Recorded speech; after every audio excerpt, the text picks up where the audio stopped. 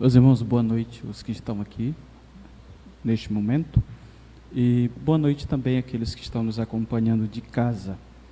Hoje nós iremos encerrar a exposição do capítulo 5 de 1 Timóteo.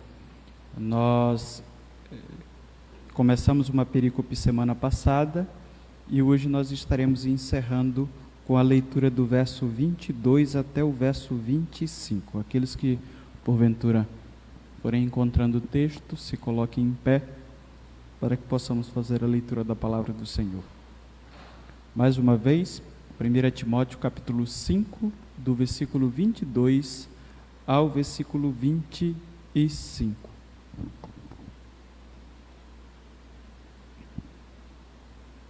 O texto diz: não se precipite em impor as mãos sobre ninguém e não participe dos pecados dos outros. Conserve-se puro. Não continue a beber somente água. Tome também um pouco de vinho por causa do seu estômago e das suas frequentes enfermidades. Os pecados de alguns são evidentes, mesmo antes de serem submetidos a julgamento, enquanto que os pecados de outros se manifestam posteriormente. Da mesma forma, as boas obras são evidentes e as que não o são não podem permanecer ocultas. Senhor nosso Deus, agradecemos a Ti por Tua palavra que está diante de nós. Te pedimos, Pai, que nos faça meditar profundamente naquilo que ela tem a nos dizer. Embora o assunto seja principalmente quanto à questão de imposição de mãos, de ordenação de alguém ao ministério pastoral, acreditamos que a Tua palavra é suficiente para tudo aquilo que nós necessitamos, para sermos edificados e também obtermos a salvação. Por isso acreditamos que esse texto é direcionado a todos nós, porque a partir daqui nós teremos a compreensão correta acerca do ministério pastoral. Eu te peço que o Teu Santo Espírito nos guie a entendermos esse texto e sermos edificados por ele nesta noite. É o que eu te peço em nome de Jesus e eu te agradeço. Amém. Os irmãos podem sentar. Semana passada, na quinta-feira, nós iniciamos a exposição desta perícope. Nós falamos para vocês que a ideia do texto em si iniciou no versículo 17 e iria encerrar no final do capítulo. E para não corrermos muito com a questão do texto, nós decidimos fazer em duas partes. Eu acredito que deu para perceber que a partir do verso 17 nós temos alguns conselhos que Paulo deu a Timóteo referente à questão do ministério. Inclusive, quando a gente olha para o texto bíblico, a gente vai perceber nesse texto, a partir do versículo 17, algumas considerações que eu quero apenas lembrar antes da gente prosseguir. O versículo 17 diz que devem ser considerados merecedores de dobrados honorários os presbíteros que presidem bem, especialmente os que se afadigam na palavra e no ensino. A gente fez algumas colocações aqui e inclusive lembramos, na verdade, os irmãos, que todas as vezes que Paulo se refere à liderança da igreja local, que ele usa o termo bispo e presbítero, ele utiliza no plural.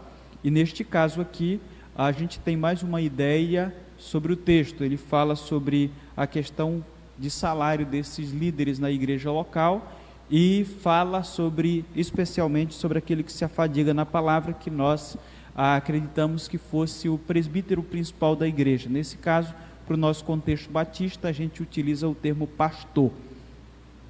A outra coisa, ele exemplifica isso, porque que esse indivíduo deveria receber um salário razoável. Ele coloca aqui honorários dobrados, e aí ele ilustra no versículo 18 da seguinte forma: pois a Escritura declara, citamos o texto do Antigo Testamento, não amordaças o boi quando pisa o trigo ou quando debulha, e ainda o trabalhador é digno do seu salário. Ele faz uma citação àquilo que Jesus havia ensinado durante o período que esteve entre os homens. Então nós temos a citação do Antigo Testamento e Paulo faz uma citação que o próprio Jesus disse enquanto esteve ensinando. Provavelmente alguém disse a ele que Jesus havia dito isso. Inclusive nós temos registrado nos evangelhos essa declaração. E ele fala também sobre as denúncias contra os líderes da igreja. Ele segue um padrão do contexto judaico, onde o próprio Antigo Testamento previa que uma pessoa não poderia ser condenada com o depoimento de apenas uma testemunha, tinha que ser de duas para frente, para que de alguma forma alguém que levantasse um falso testemunho não causasse o mal para a pessoa. E aí nós falamos aqui, inclusive, sobre a questão da verdade, que às vezes a gente fala muito sobre a verdade, e muitas vezes a verdade parece que está diante de nós, só que ela está escondida. Aquilo que a gente vê, muitas vezes não é a verdade, não é a interpretação que fazemos na interpretação da verdade. E eu citei 2 exemplos aqui para vocês, e estou acompanhando mais um exemplo que eu acho que poderia ser interessante, que é o caso do assassinato da menina em Viseu. Primeiramente foi apresentada uma pessoa como principal suspeita do assassinato, depois apareceram mais 2, e inclusive eu vi algumas pessoas já compartilhando a foto do primeiro suspeito. E esse primeiro suspeito, essa semana foi na delegacia com o advogado, e aparentemente poderia ser inocente. O certo é que algumas pessoas já se manifestaram fazendo a condenação, porque indicavam aí as notícias de que essa pessoa seria de fato culpada. E ele se apresentou na delegacia, disse que tinha sumido por um tempo, porque com medo de represália da população. Certo que essa pessoa foi lá, eu vi a reportagem, inclusive, de um jornal daqui da cidade, um jornalista famoso aqui no estado foi lá e fez a entrevista com esse cidadão. O certo é que outra pessoa foi apresentada como também a possível autora do assassinato, e essa pessoa foi liberada por falta de provas. A população da cidade viu esse indivíduo na rua e fez um linchamento essa semana. Então, nós temos uma que já inicialmente foi divulgada a foto como sendo a autora, já houve um linchamento virtual dessa pessoa, e outra pessoa que foi apresentada na delegacia e depois foi liberada por falta de provas, foi vista na rua e levou uma bela surra por conta de que provavelmente poderia ter sido ela. E aí, agora foi presa uma terceira pessoa que é provável que também tenha cometido o assassinato. Então, temos 3 pessoas. O certo é que a população, provavelmente, ao ver uma dessas 3 pessoas na rua, pode ser que cometa, inclusive, um crime contra elas, assim como já cometeu com o primeiro. Então, às vezes nós temos algumas informações que não são completas e a gente já faz o juízo de valor, e aí, inclusive, nesse caso, é muito comum se fazer justiça com as próprias mãos. E o que nós precisamos entender é que precisamos esperar todas as apurações de qualquer tipo de crime para saber, de fato, para que as autoridades estabeleçam a verdade. E muitas vezes, nem as autoridades estabelecendo a verdade, a gente não sabe se de fato é a verdade. Aqui no contexto bíblico, Paulo fala, ele cita a ideia do Antigo Testamento sobre 2 ou 3, e aí nós citamos que provavelmente Paulo está lembrando que um pastor, ao de alguma forma ser personagem ativo num processo de disciplina ou de repreensão de um indivíduo em uma igreja local, poderia se tornar alvo. Inclusive eu até disse para os irmãos que o meu nome já passou pelos terreiros de Umbanda lá do Maranhão por conta de uma situação dessa, soube recentemente. E o mais interessante é que foi uma crente que levou o meu nome para lá, e ela mesma disse para alguém, e eu fui informado desse negócio. E aí fala sobre a testemunha. Ele fala também sobre os líderes que vivem em pecado, deveriam ser repreendidos publicamente. Então, não é porque tinham autoridade dentro da comunidade local, por terem um cargo de expressividade, iria se tratar de forma diferente. É comum no meio aí, o mundo, as pessoas terem determinados privilégios por causa da patente que tem dentro do contexto em que desenvolvem os seus cargos. Isso no contexto político a gente vê de uma forma muito comum.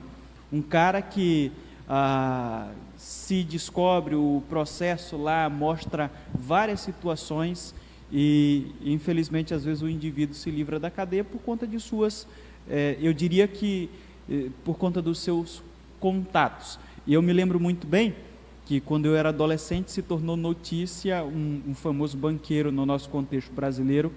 Descobriram algumas questões aí sobre esse banqueiro. Isso foi um bafafá doido, se tornou notícia no Brasil todo. E esse banqueiro foi preso, mas mais tarde, não demorou muito tempo, ele foi solto. E hoje o delegado, que foi o responsável pela prisão desse banqueiro famoso, nessa época, acho que faz mais de 10 anos, o delegado precisou sair do Brasil para não ser preso. É muito interessante como as coisas acontecem. No contexto bíblico aqui, a Bíblia diz que precisa-se ter um cuidado para se levar denúncias ou se aceitar denúncias contra esses que lideram a igreja do Senhor, porque são alvo. Porém, se chegar à conclusão de que de fato esses indivíduos estavam no pecado, eles devem ser repreendidos. É isso que a Bíblia coloca. E hoje, para prosseguir, nós temos aqui diante de nós os cuidados na ordenação ao serviço ministerial. Então, Paulo deu alguns, eu diria que ditames para que Timóteo pudesse seguir, e aqui ele chega nessa parte sobre os cuidados que Timóteo deveria ter. É claro que ele já havia falado sobre as características desses líderes lá no capítulo 3, e aqui ele volta, ele relembra esse assunto em que nós iremos fazer algumas colocações. A primeira está no versículo 22, e a gente pode resumir na seguinte ideia.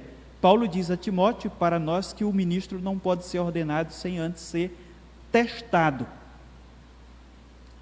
Aparentemente não seria essa ideia, mas quando a gente olha para o texto, inclusive para o contexto como um todo, a gente vai concluir que seria essa ideia.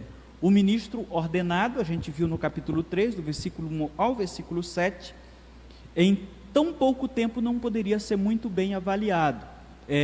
Quando a gente olha para o capítulo 3, Paulo vai falar que um neófito não deveria ser ordenado ao ministério pastoral. Então esse neófito, se a gente for fazer uma ligação, interligar com aquilo que Paulo está dizendo aqui, um neófito não teria o tempo suficiente, a igreja não teria tempo suficiente, e aquele que está liderando a igreja não teria tempo suficiente para avaliar a sua sinceridade quanto à questão do ministério pastoral. O ministro, antes de ser ordenado, precisa ser avaliado minuciosamente. Essa ideia que Paulo coloca aqui, para saber se ele tem as qualidades exigidas pela Bíblia, as qualidades que a gente já viu no capítulo 3, do versículo 1 ao versículo 7. E em tão pouco tempo, a ideia que está no texto, ou de forma apressada, literalmente o texto está querendo dizer, ou logo, ou precipitadamente, não dá para ser visto se de fato esse indivíduo é mesmo vocacionado, se ele tem o dom. Quando a gente olha para o capítulo 4 de Efésios, nós vamos perceber que o pastorado é um dom. Então, a igreja, juntamente com o líder da igreja, neste nosso contexto, o pastor da igreja, precisam observar de uma forma bem clara para saber se de fato aquele indivíduo tem um dom do pastorado. E isso não pode ser feito de forma apressada. É o que Paulo está dizendo aqui a Timóteo, que ele não deveria impor as mãos de forma precipitada sobre alguém, ou de forma apressada, ou logo, de forma rápida. E mais, o ministro que leva alguém a ser ordenado, e esse indivíduo vem a causar algum problema para a igreja de Cristo, ele está participando dos pecados dele. Então, o que acontece? Se esta igreja aqui, que está reunida neste lugar, ou que se reúne neste lugar, juntamente com o seu pastor, decidir que um determinado indivíduo deve ir para o ministério pastoral, e o Senhor não o chamou, os problemas que esse indivíduo tiver ou der para uma igreja no futuro, esta igreja aqui, juntamente com o seu pastor, é responsabilizada diante de Deus. Nós colocamos alguém no ministério pastoral que o Senhor não chamou para esse ministério. Eu, sinceramente, já vi situações onde um indivíduo foi conciliado para o ministério pastoral porque a igreja e o próprio pastor queriam se ver livre dele, porque dava muito problema na igreja local. Eu acho isso um perigo muito grande. Eu, que de alguma forma tenho tido um pouco de prática de trabalhar, de ver algumas realidades de alguns pastores, porque já faz algum tempo. Na verdade, se fazer parte da diretoria da Ordem dos Pastores aposentasse, eu já estaria quase me aposentando, porque eu iniciei há vários anos como secretário da Ordem, na época poderia reeleição, então passei quase 4 anos e depois me tornei diretor executivo. Então, isso faz com que a gente conheça algumas realidades que um pastor que exerce o ministério em uma igreja local, eu diria que sem participar da diretoria da Ordem, conheço. Então, eu tenho conhecimento de algumas coisas que uma pessoa comum, como pastor, não conhece. E a gente vai, infelizmente, vendo algumas situações que são, de fato, difíceis. Eu queria fazer uma pausa aqui para a gente abrir um parêntese para a parte prática.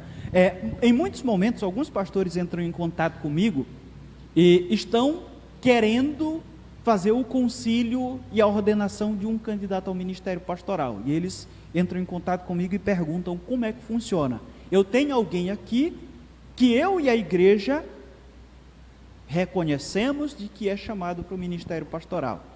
Como é que eu faço? Como é que se faz? Esse indivíduo que a igreja e o seu pastor e ele reconhecem que é vocacionado para o ministério pastoral, é levado em uma assembleia o seu nome para que a igreja tome a decisão se vai pedir o concílio dele ou não.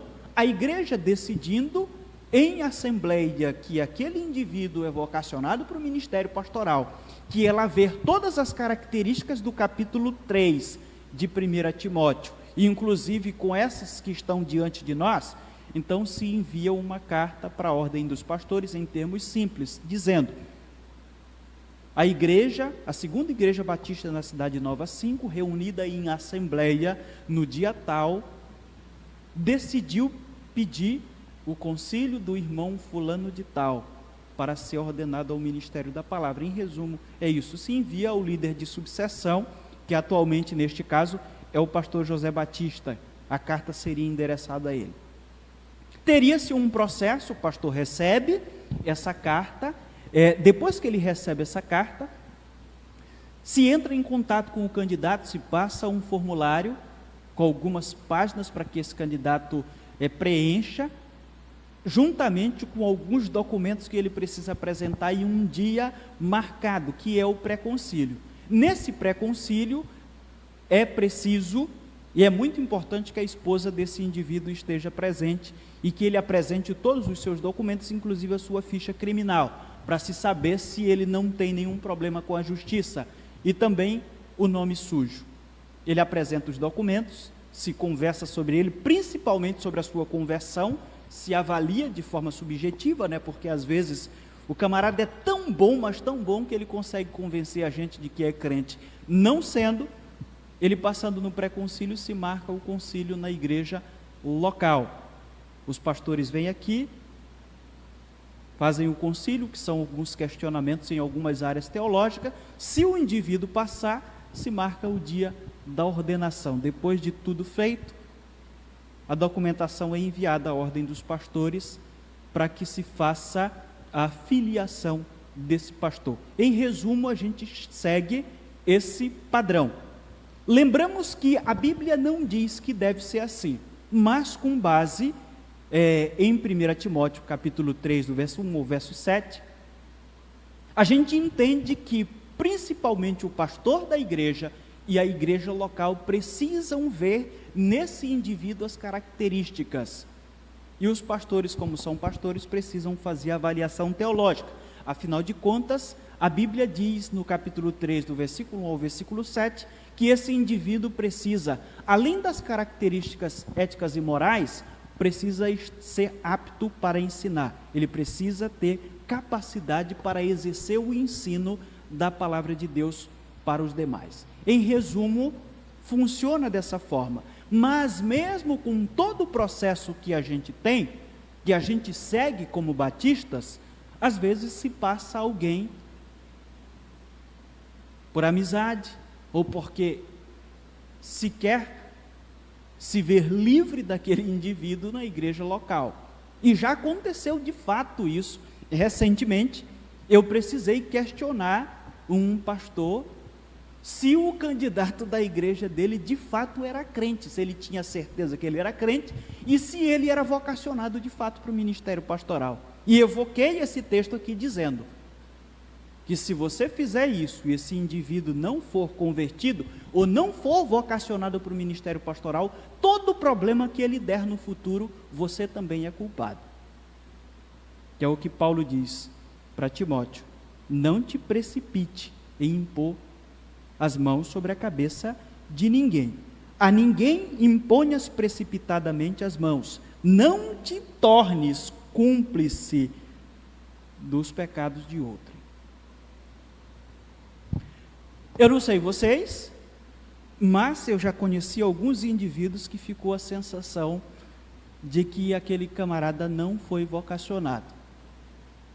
Alguém, em algum momento, cometeu um grave erro, e geralmente é a igreja local. Certa vez eu estava falando sobre algumas questões de ministério, em um momento bem fechado com a igreja, e alguém se levantou e tentou colocar a culpa na ordem dos pastores batistas do Brasil, por conta de alguns indivíduos, pastores, estarem dando problema para as igrejas. Eu disse: pare um pouquinho bem aí. Segundo o que a Bíblia diz, é a igreja e o pastor da igreja local que recomendam o candidato ao ministério pastoral. Não é a ordem dos pastores. A ordem dos pastores vai lá, faz uma avaliação subjetiva de que o cara é crente no pré-concílio e faz uma avaliação subjetiva de que, no concílio, de que ele crê de fato naquilo que ele está dizendo. A avaliação que a ordem faz é muito subjetiva. E quando a igreja decidiu pedir o concílio daquele indivíduo, a gente entendeu que ela, vivendo diariamente ou semanalmente com aquele cara, viu na prática essas características que Paulo diz em 1 Timóteo. Então, antes da ordem dos pastores batistas do Brasil ser culpabilizada pelos problemas que alguns indivíduos têm dado no ministério pastoral, a igreja local é a primeira que deve ser. E aí a conversa geralmente acaba quando se chama a atenção para esse fato. E às vezes esses indivíduos que a gente olha e acha que não foram chamados, uma das razões é porque eles não foram testados o suficiente antes de serem ordenados. Certa vez eu ouvi uma conversa entre dois pastores e eu me lembro muito bem de um pedaço da conversa. O pastor disse para o outro assim: o pastor L, eu não lembro o nome, eu anotei aqui na época e eu trouxe para cá. Eu não sei quem é o L, eu vou até procurar depois para saber quem é. O pastor L não passou no concílio, foi você que passou ele. E aí a gente olha para o texto bíblico, mais uma vez, 1 Timóteo, capítulo 3, do versículo 1 ao versículo 7, e o texto aqui. A Bíblia é muito clara quanto à ordenação de um pastor.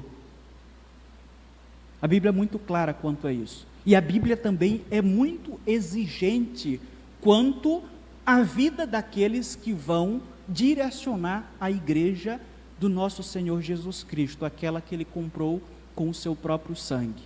Então, se Cristo quer que um determinado indivíduo cuide do objeto ou da coisa mais preciosa que ele tem nesse mundo aqui, ele tem que ser exigente com essa pessoa que vai cuidar. não pode ser qualquer um. E eu já tenho repetido aqui que a única razão pela qual Deus ainda não destruiu esse mundo aqui é por causa da igreja dele que está neste lugar.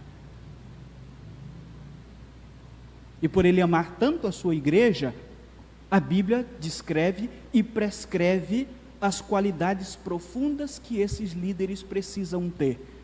Porque em prática, em termos práticos, as ovelhas não são minhas, as ovelhas são de Cristo. Foi isso que Cristo disse antes de ascender aos céus para Pedro, quando ele estava resolvendo alguns problemas, algumas pendências com Pedro. Ele disse: pastorei as minhas ovelhas, se você me ama. As ovelhas são de Cristo, não são minhas. E eu prefiro pecar em não ordenar um vocacionado do que pecar ordenando um não vocacionado. Parece meio louco.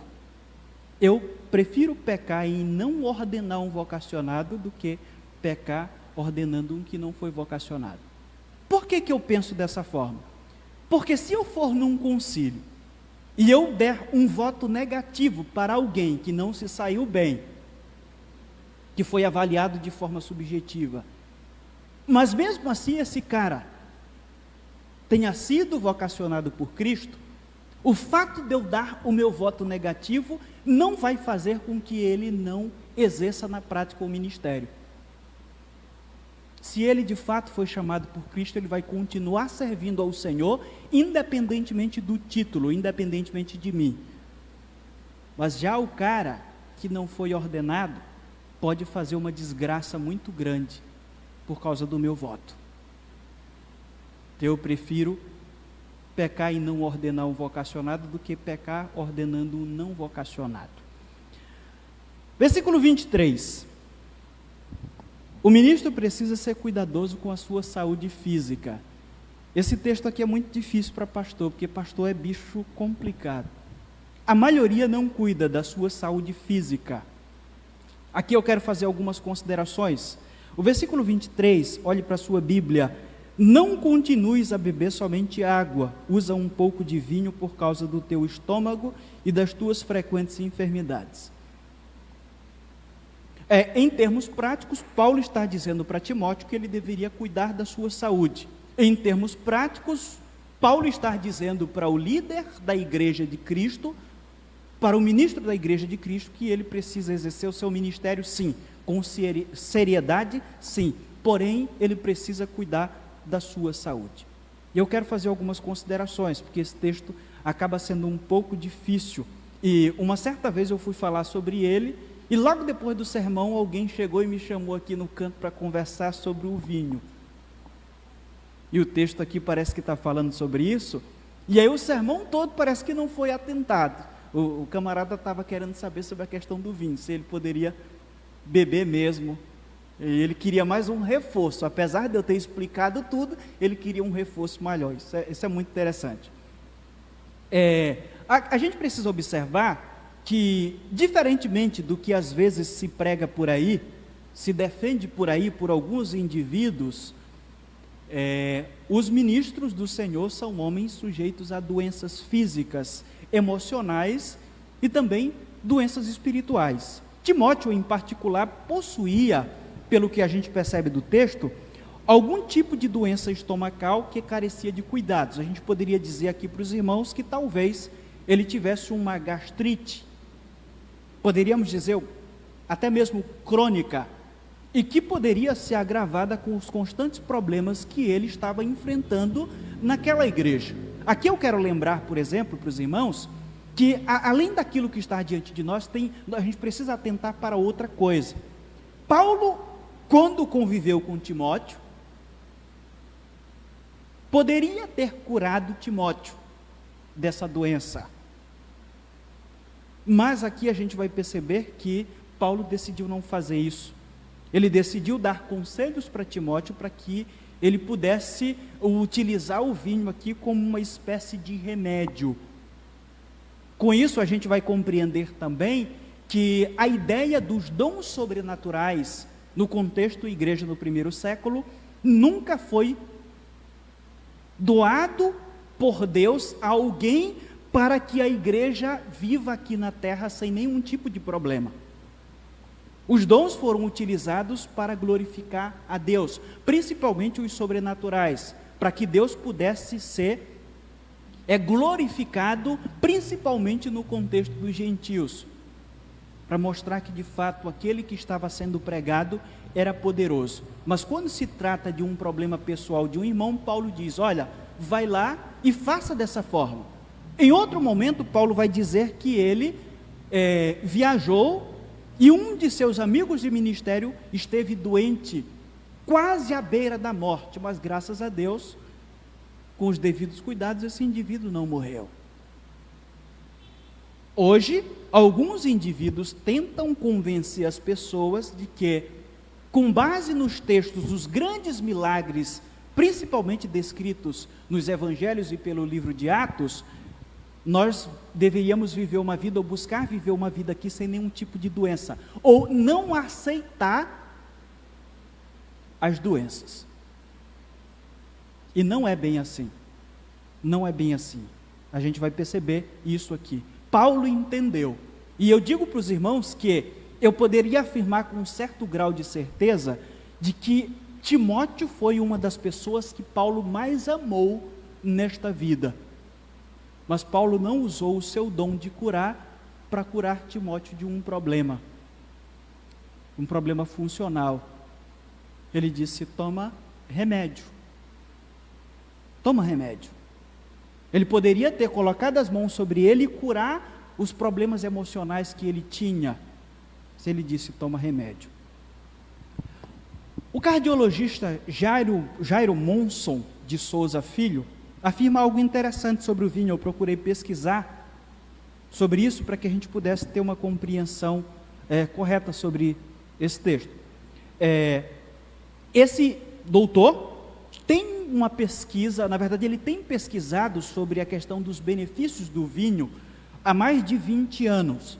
E ele diz assim: quando se ingere a bebida junto aos alimentos, diminui-se muito o volume de radicais livres na circulação sanguínea durante a digestão. E é justamente neste período que a quantidade de gorduras circulantes é maior. Com isso, há menos chances delas serem oxidadas pelos radicais livres, que acarretaria na formação de deposição de placas de gorduras nas paredes dos vasos sanguíneos. Um médico, em pleno século XXI, que estudou sobre o assunto, diz isso. O cardiologista lista 5 doenças do sistema digestivo, aqui eu quero citar para vocês, que podem ser evitadas com o consumo de vinho. Eu irei citar 3. Porque algumas delas se associam provavelmente àquilo que Paulo está dizendo. O vinho é importante para alguém que tem úlcera nervosa, que pode ser o que Timóteo tivesse. Olha só o que diz: os polifenóis do vinho protegem esse tipo de agressão ao estômago por bloquear 2 enzimas. Aí eu não vou citar o nome delas, que é muito difícil. A outra doença seria a esofagite de refluxo, que o vinho seria interessante no tratamento. Ele diz: uma suplementação de antioxidantes garantida pela bebida pode ajudar tanto no tratamento como na prevenção da doença. A outra doença que o vinho pode ser benéfico é o esôfago de Barrett, uma condição clínica pré-cancerosa ativada pela proliferação de células ciclooxigenase 2.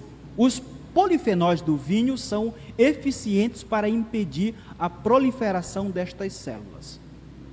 Então, as pesquisas científicas chegaram à conclusão no século XXI de que o vinho pode ser bom para combater doenças estomacais. Eu disse para os irmãos que o médico que pesquisa isso há mais de 20 anos diz que 5 doenças poderiam ser tratadas ou auxiliados no tratamento com o uso do vinho. Eu citei essas 3 porque poderia ser alguma delas que Timóteo tivesse, e Paulo diz aqui para Timóteo para que ele utilizasse o vinho nesse processo. Alguns vão dizer que no contexto judaico, Timóteo tinha uma ascendência judaica, e o apóstolo Paulo, de corpo e alma, havia nesse processo de tomar vinho, certa medida de vinho com certa medida de água.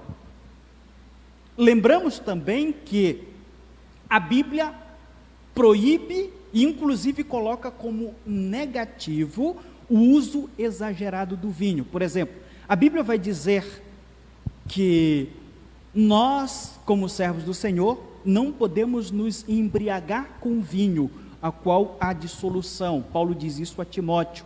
Quer dizer, a igreja de Éfeso, no capítulo 5, versículo 18, no qual há dissolução. Não vos embriagueis com vinho, no qual há dissolução ou contendas, mas enchei-vos do Espírito. Então, a Bíblia coloca o exagero dessa bebida aí como algo negativo. Paulo também falou isso em Gálatas, capítulo 5, versículo 21. Esta passagem aqui é permissiva quanto ao uso medicinal. Lembramos também que Paulo já havia falado no próprio contexto aqui, quando ele fala sobre as características daquele que a igreja, juntamente com o seu pastor, estivessem avaliando sobre a sua escolha para o ministério pastoral. Ele diz que o indivíduo que iria pastorear a igreja do Senhor não poderia ser dado ao vinho. Então, a Bíblia fala muito sobre o exagero. A gente tem, por exemplo, o Antigo Testamento falando sobre isso. Inclusive, o próprio livro de Provérbios fala até mesmo sobre olhar para o copo enquanto ele está espumoso, está atraente. Nós temos um ponto muito negativo para a vida de Noé. Foi a sua embriaguez depois que ele saiu da arca. Noé era um homem servo do Senhor, que foi escolhido para uma grande obra, para a primeira limpeza de pecados que Deus fez da humanidade. Mas quando ele sai da arca, ele planta uma vinha, faz lá um bom vinho, tomou muito vinho e gerou um problema que até hoje a gente sofre as consequências. Foi o seu filho, o desrespeitou, gracejou dele porre, e depois ele amaldiçoou o seu filho. Então, a Bíblia fala sobre isso aqui, essa permissividade. A própria ciência fala sobre os benefícios, porém, a Bíblia fala em um tom negativo sobre o exagero. Alguns que pesquisam nessa área vão dizer que até 300 ml por dia seria suficiente para que a pessoa pudesse ter os benefícios do vinho. Mais do que isso, é cachaceira mesmo, eu diria para vocês, é vício, e a Bíblia também condena o vício. O que nós poderíamos dizer? Afinal de contas, esse grande parêntese que fizemos aqui sobre a questão do vinho, como Paulo coloca aqui, na verdade, o ponto central, ou a ideia central que Paulo está querendo dizer para Timóteo, é que ele, como pastor da igreja, assim como os ministros da igreja do Senhor, precisavam ou precisam estar preocupados também com as suas vidas físicas, a saúde física. E aí nós poderíamos dizer o seguinte, que o pastor não pode estar tão ocupado que não tenha tempo para cuidar de sua saúde. Paulo lembra isso a Timóteo. A obra do ministério pode ser feita de forma eficaz quando o cidadão se rende de forma espiritual na presença do Senhor. Mas ele também precisa estar com uma boa saúde para que o processo aconteça de uma forma que glorifica o Senhor. Lembramos também que o próprio apóstolo Paulo, quando fala sobre o corpo, ele diz que o corpo é o templo do Espírito Santo de Deus. Então, o indivíduo que ama o Senhor vai cuidar bem do seu corpo. Ele vai cuidar no sentido da questão imoral, mas também ele vai cuidar sobre aquilo que ele está ingerindo.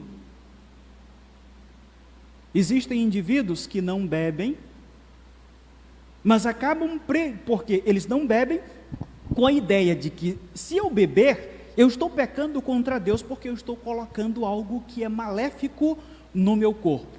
Mas esses caras comem feito um dragão, e acabam por matar o corpo, por conta daquilo que estão comendo.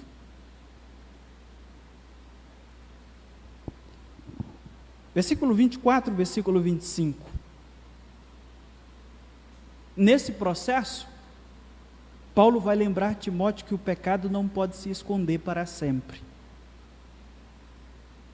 Versículo 24, o texto diz: os pecados de alguns homens são notórios e levam a juízo, ao passo que os outros só mais tarde se manifestam. Versículo 25. Da mesma sorte também as boas obras antecipadamente se evidenciam, e quando assim não seja, não podem ocultar-se.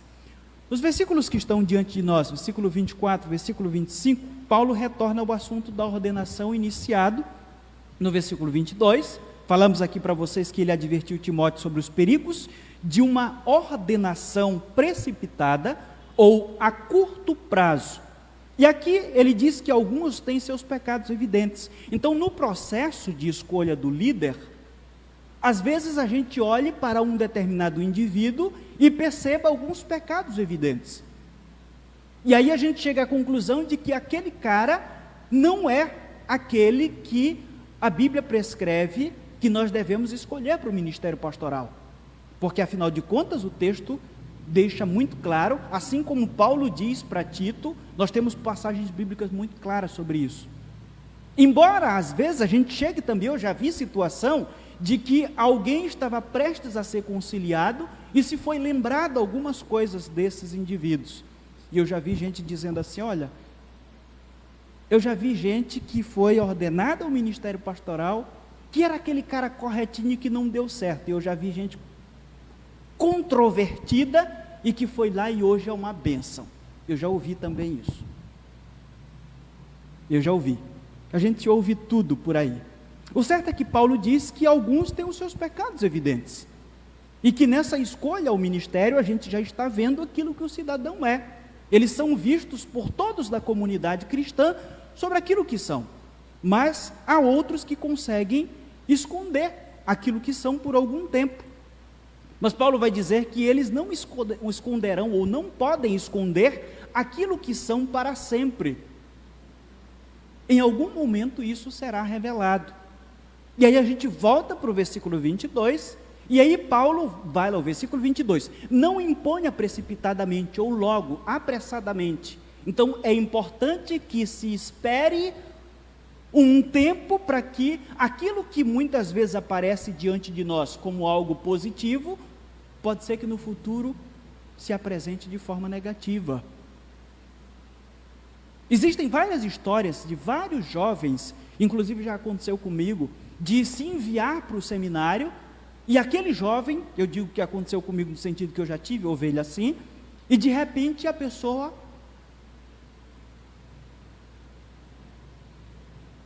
mostra de uma forma muito clara aquilo que é. Eu já citei aqui e repito, eu conheço pessoas, e uma delas em particular, que era de um interior aqui do estado do Pará, que era aquele irmão que, dia de domingo de manhã, colocava uma caixinha de som na costa, e ia para a praça da cidade pregar o evangelho. E foi enviado para o seminário. A primeira coisa que o cara fez, chegou no final do curso, já, vou usar um termo popular, desviado, não estava conseguindo fazer o TCC, pegou um TCC de alguns anos lá e plagiou. Depois o orientador descobriu, o orientador saiu de casa assim, eu vou lá para a biblioteca do seminário hoje, dar uma estudada, chegar mais cedo, e de repente o orientador foi lá na biblioteca, eu vou pegar um TCC para ler aqui. E aí ele pegou, meteu a mão lá embaixo e tirou, e era o TCC que o cara tinha plagiado. Naquela época não tinha esse sistema todo que hoje as faculdades têm de colocar lá para saber. E o cara ficou reprovado. Aí mesmo que o cara ficou revoltado com a vida, inclusive com a igreja, se tornou ateu, eu acho que há uns 5, 6 anos eu vi no jornal que ele foi preso com o professor que desviou ele, ou que foi usado para desviá-lo, para perverter a sua fé. Eles foram presos aqui por causa de crime, eu acho que de falsidade ideológica aqui no Atalaia.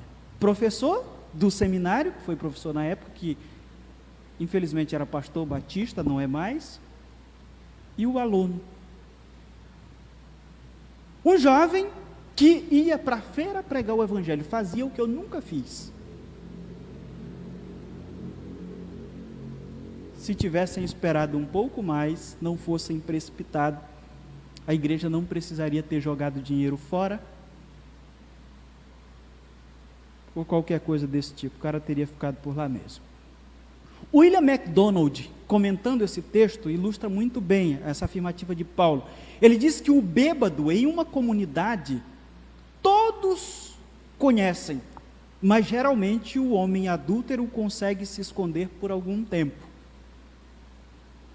O bêbado todo mundo sabe quem é. Aquele irmão que de repente tem tendências, eu já tive ovelha, que a principal tendência pecaminosa era a bebida.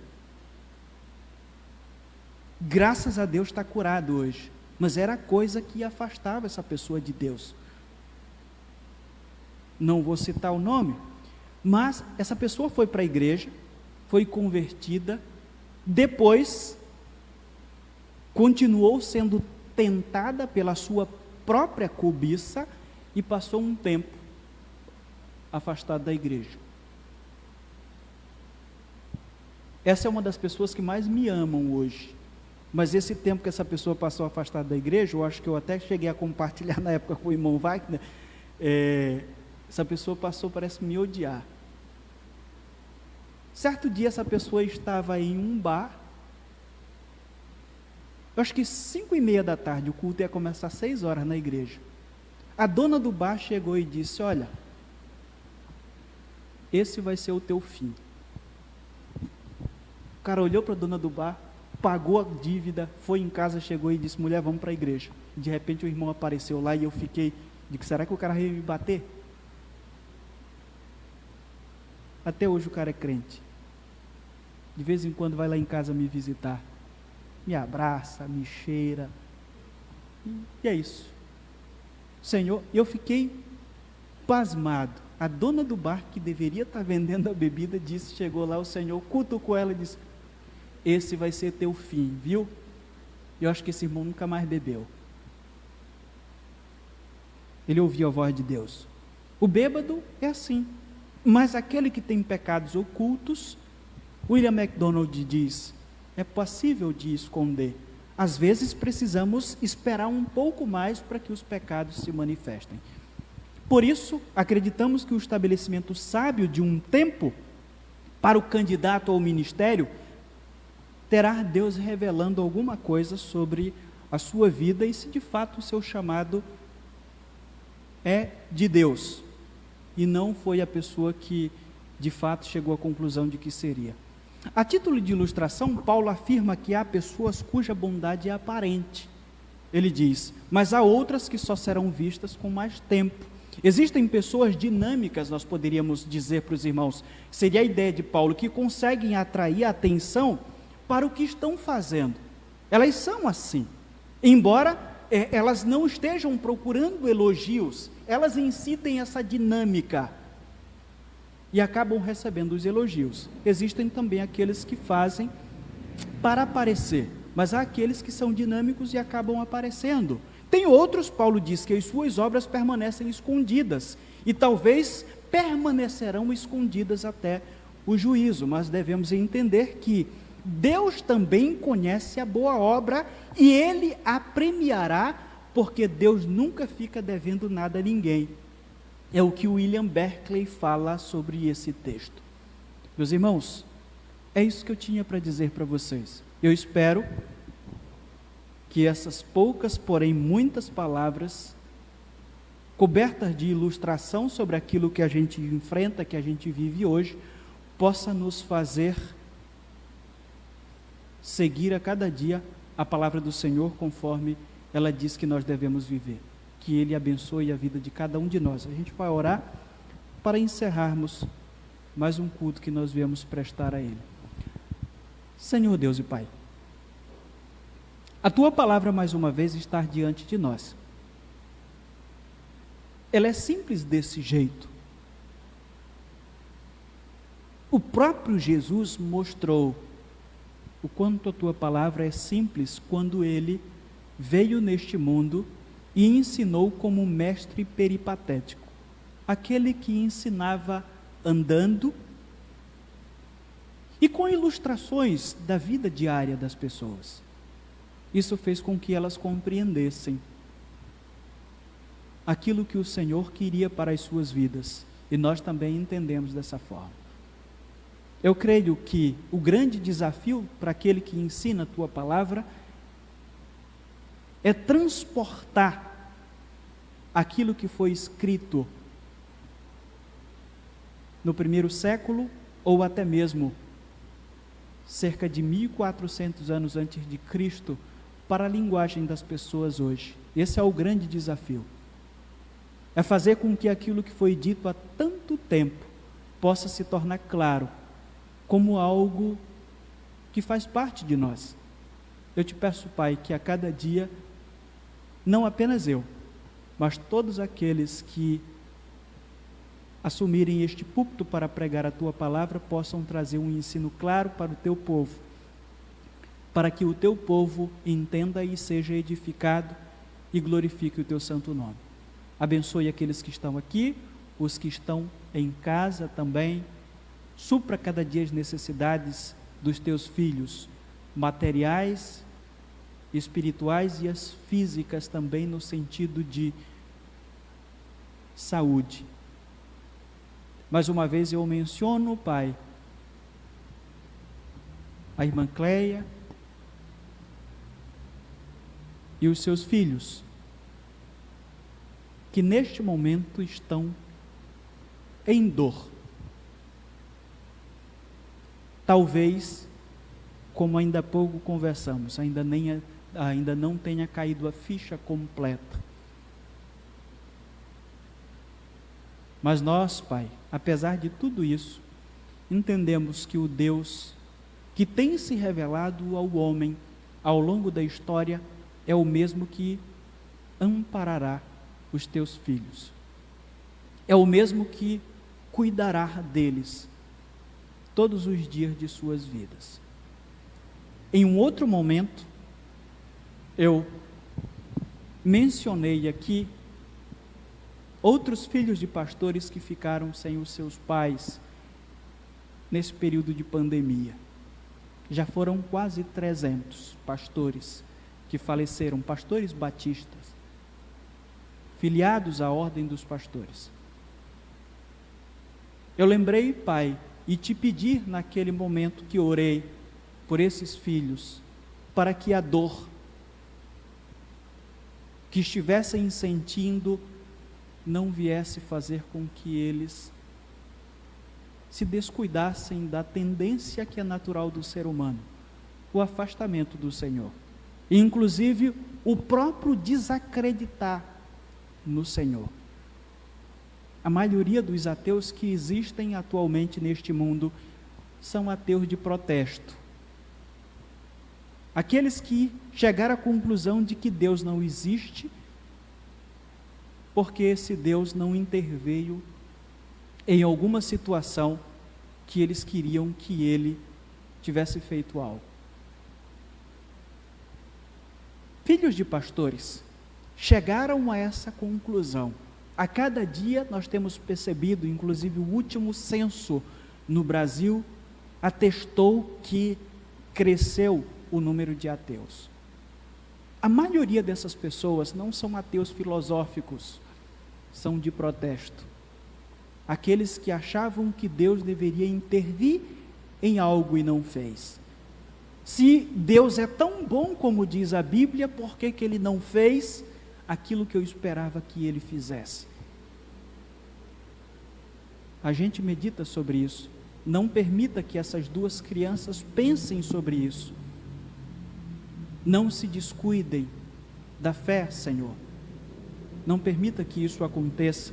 E eu sei que isso só é possível com a atuação do Teu Santo Espírito na vida deles. Porque segundo aquilo que Cristo diz, o Espírito Santo é aquele que convence o homem do pecado, da justiça e do juízo. É o Espírito de Deus que nos convence de que de fato existe um Deus. É o Espírito que coloca a fé genuína em nossos corações. Aquela fé que exige de nós a confiança em nós mesmos, a solução para os nossos próprios problemas. Aquela fé que nós não conseguimos entender aquilo que está acontecendo agora, mas entendemos que o Deus que nós cremos é o Deus que nos fará atravessar todas as muralhas que porventura estivermos prestes a enfrentar. Eu te peço que esse Deus faça com que surja uma fé profunda na vida dessas crianças e da irmã também, para que eles continuem firmes, para que eles continuem pensando de que a única forma que terão para rever o teu servo é seguindo os passos que ele seguiu neste mundo, é servindo ao Senhor, para que possam no futuro ir para o mesmo lugar e terem uma vida eterna como o teu servo já está desfrutando. A vida que não há mais dor, a vida onde as lágrimas que foram derramadas neste mundo foram todas lavadas pelo nosso Deus e Pai de nosso Senhor Jesus Cristo. Abençoe-os, Pai, é o que nós te pedimos em nome de Jesus, nós te agradecemos, amém.